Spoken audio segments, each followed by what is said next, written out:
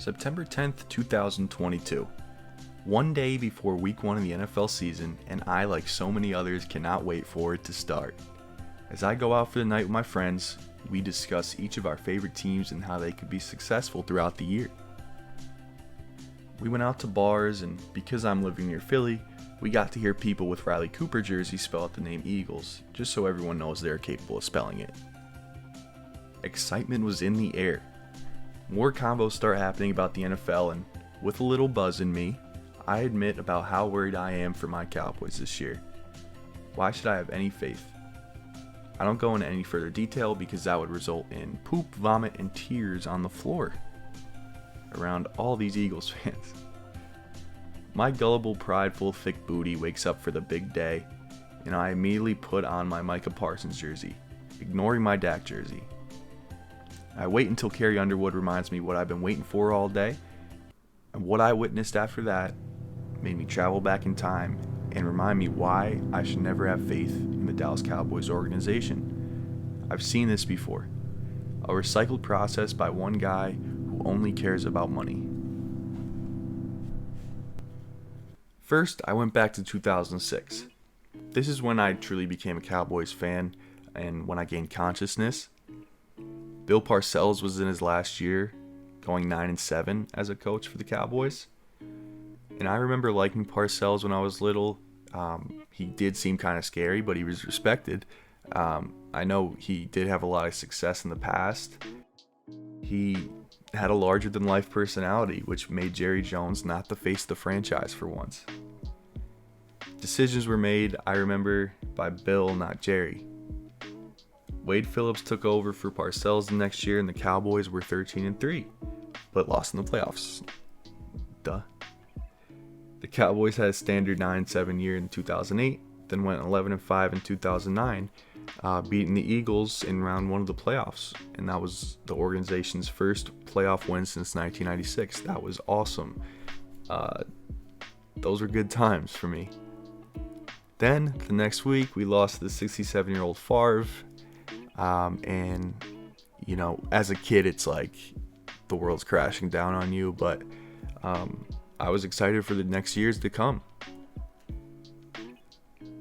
In Wade's tenure, he had a very different approach on how to run things. The media called his programs in the preseason as cupcake training camps, which is kind of hypocritical. Anyone, if they said that now, that would be instant cancellation. Anyways, with Wade as the head coach, Jerry snuck his old ass back to being the man in charge. Jerry Jones would give speeches to the team, not Wade Phillips. Jerry pulled the trigger on Dez Bryant, not Wade. Oh, and my favorite player at the time? Tony Romo. I heard all the Romo chokes and Tony Homo sayings around me, and I didn't care. This man was an undrafted free agent out of Eastern Illinois who stole Drew Bledsoe's job, just like Brady did.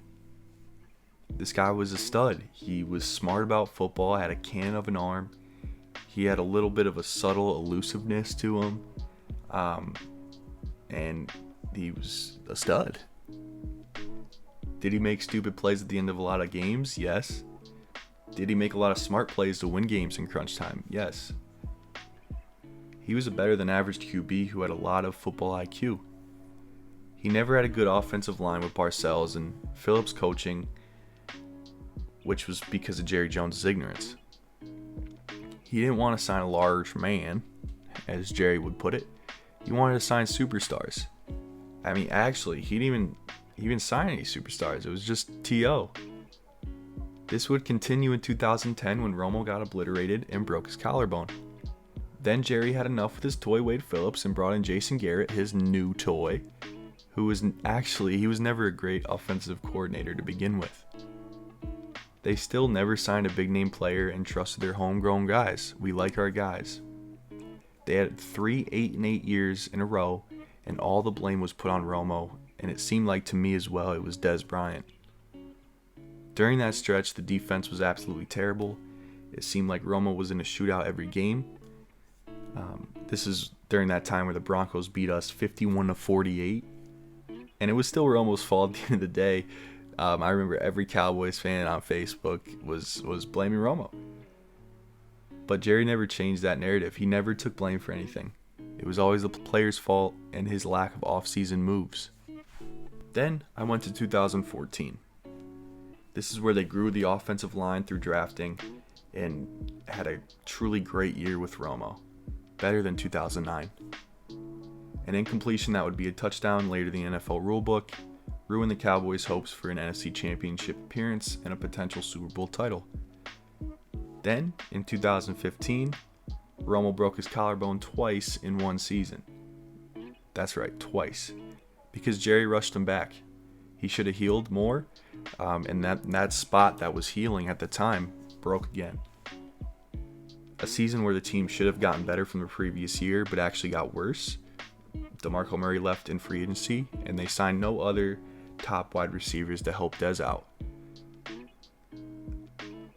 All this while the defense was still not improved at all, and the only big defensive signings in this time were Greg Hardy and Rolando McClain. Then I went into 2016.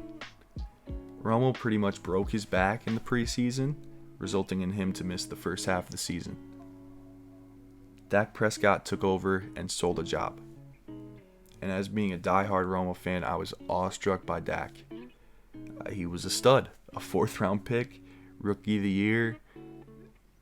Sign me up. A better than average quarterback with good football IQ. Romo retired and it was Dak's time.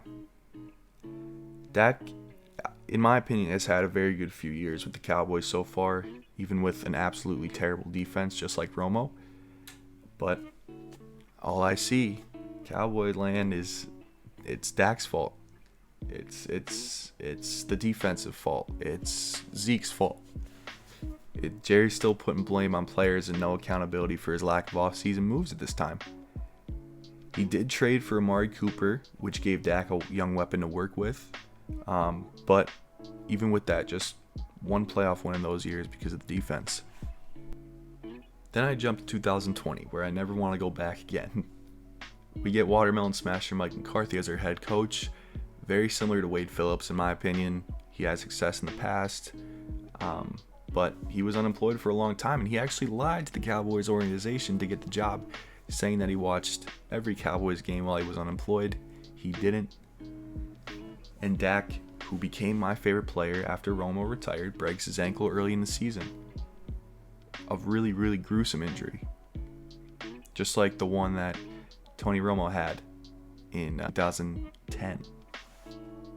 We have Kellen Moore as our offensive coordinator, who has some potential and knows Dak well because he actually lost the starting job to him in 2016. This is why I always think Kellen Moore is out to get Dak.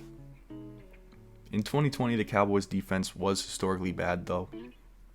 They allowed a franchise record of points allowed, 473, and second most yards allowed in team history.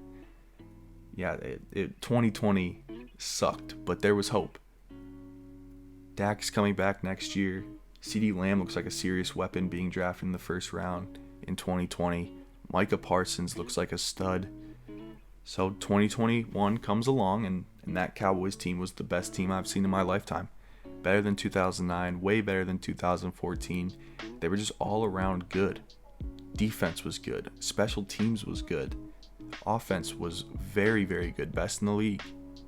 Even with a not so good second half of the season.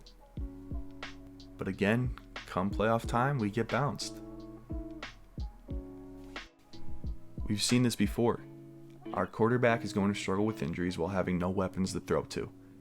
Blame has been put on this man Dak in just week 1. And Jerry, Dr. Jerry Jones, told us Dak got injured and now he's saying they're going to rush him back. Just like they did with Tony Romo. Rush him back pretty much ended his career.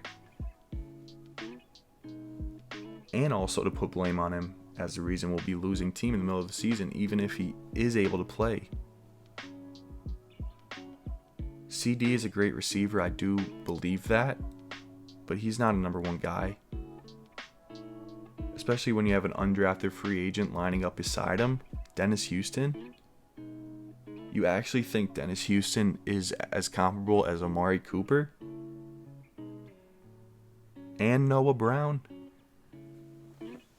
We traded Amari for a bag of stale chips, and that is all Jerry Jones' fault. We could have signed Julio Jones or T.Y. Hilton or another option, but no, we like our guys. Also, we decided to take an offensive lineman in the first round instead of a talented wideout, which there was a lot of in this draft. But I do, by the way, love Tyler Smith. Now, reports are saying Mike McCarthy doesn't even know the offensive play calls as an offensive-minded head coach. He doesn't even know the play calls.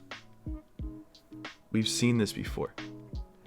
Mike will be forced out, and they will either hire Kellen Moore, the Jerry puppet, just like Jason Garrett, or Dan Quinn, the smart move, but won't happen. Because Dan Quinn will be just like Bill Parcells, take over and control this team.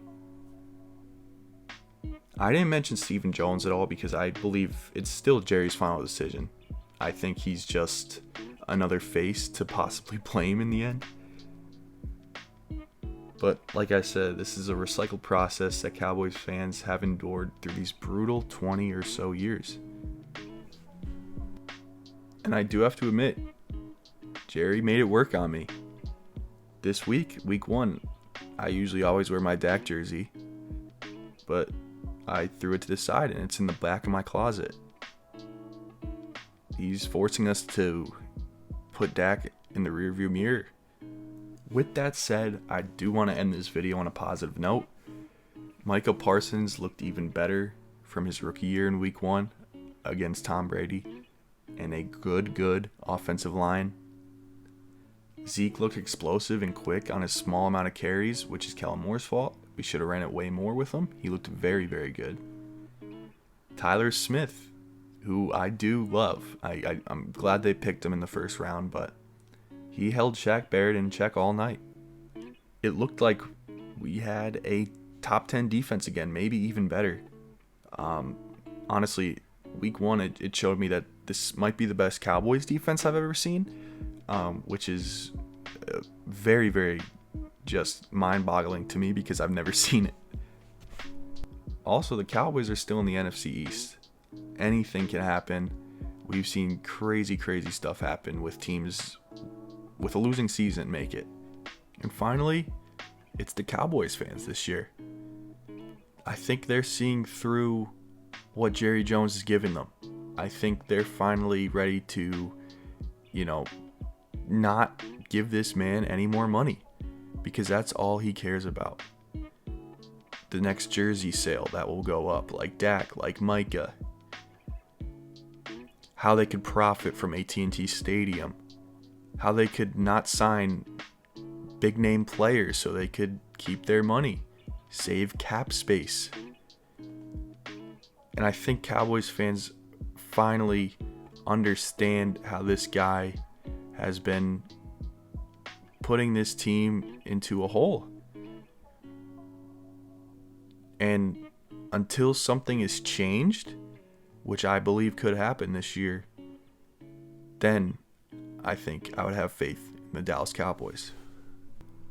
Let me know how you think the Cowboys will end up at this season. Comment below what you think their record will be. If you liked the video, give it a like and maybe subscribe to the channel. I'll be making some more videos about other teams in the NFL and also some Major League Baseball videos. Check out our podcast, Pine Tar and Pigskin, coming out in 1 week with my good buddy Bryce. And as always, thank you for watching.